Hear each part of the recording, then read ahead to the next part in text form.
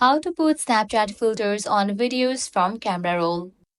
Let's get started. Launch your Snapchat app. Your camera will open up. Now click on this icon given over here. You'll be directed to Memories page.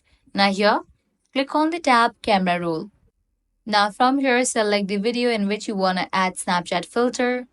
Once you launch it, click on the option Add a Lens given at the bottom left.